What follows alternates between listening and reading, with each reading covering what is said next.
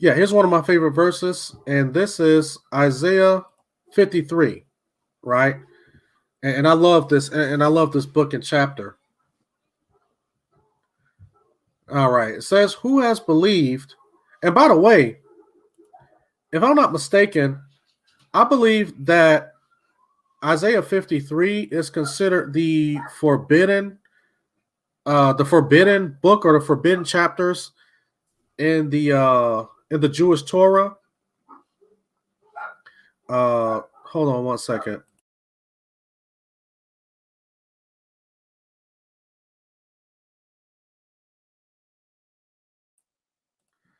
So, like I was saying, I believe that this is considered the forbidden verses of Israel. I think Israel or people Jews believe that these are forbidden verses.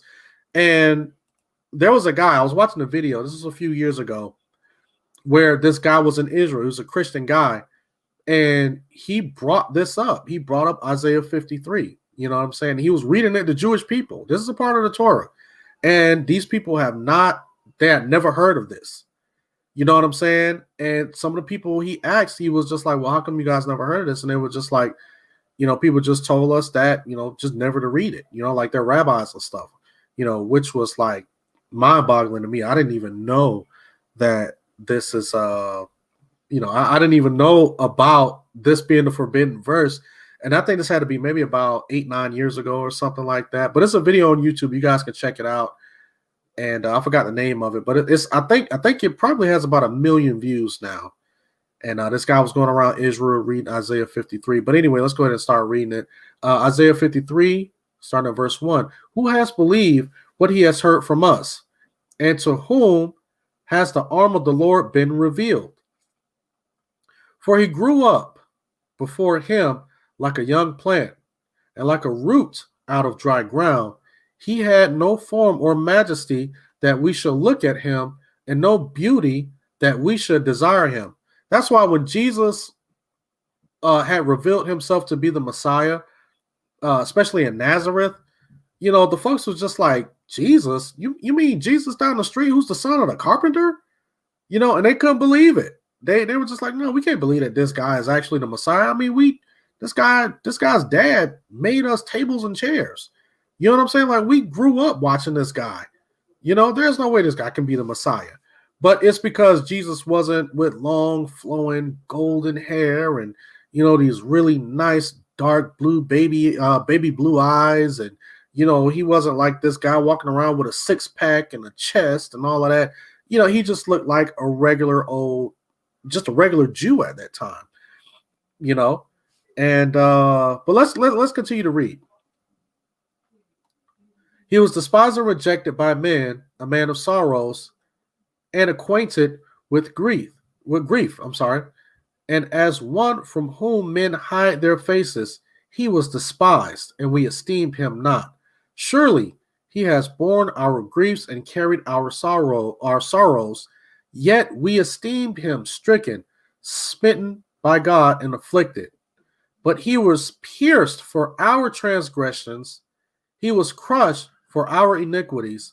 Upon him was the chastisement that brought us peace, and with his wounds we are healed." Now, again, you guys have to understand, this is written 700 years before Christ was born.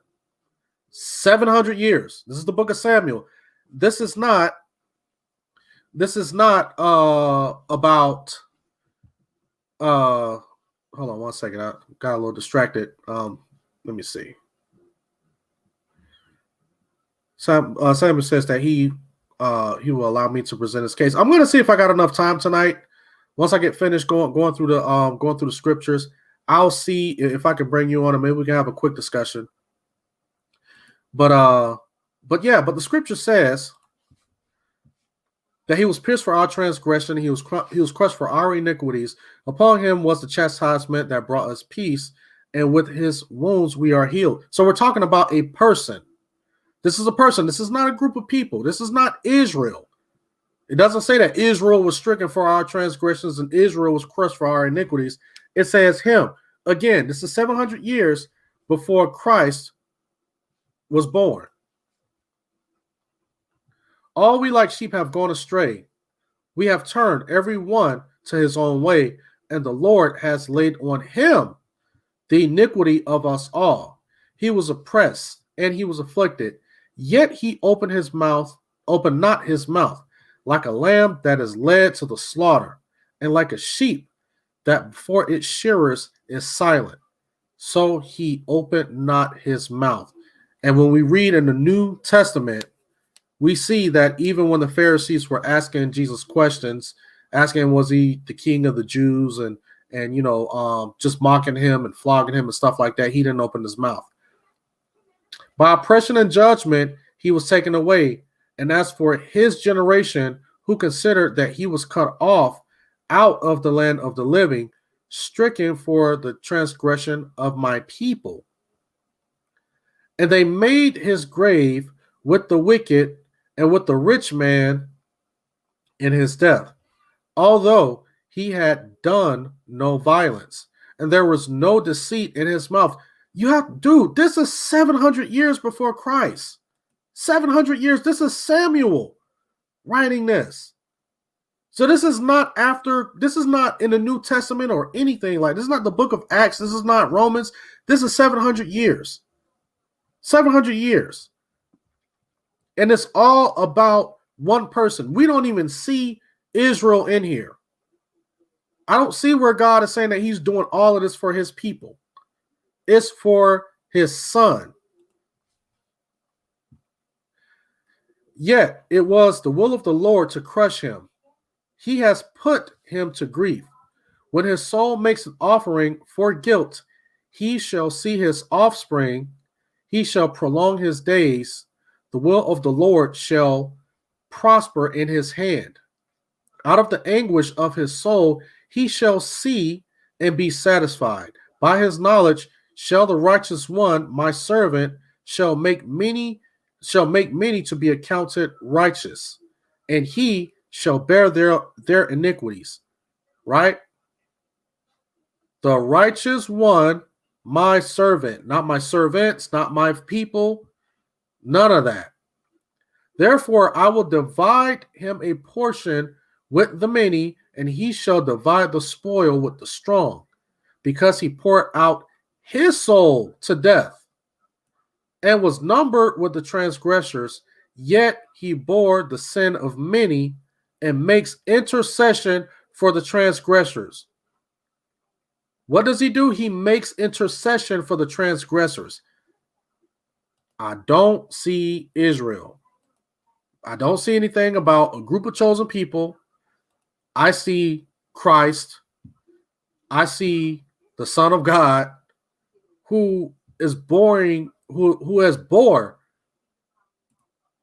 the iniquities of our transgressions. So when it comes to Christmas, and we're talking about Christmas, and when we get together and when we're with family, these are the conversations that we're having. This is what true Christians are talking about. This is what we're talking about. Now, you can look at what other folks are doing on TV. You can look at the mega pastors, and you can look at how other folks talk about Christmas or how they portray Christmas on TV. That's irrelevant. That is irrelevant. These are the conversations that true believers are having on this day, because it's not about us. It's about him.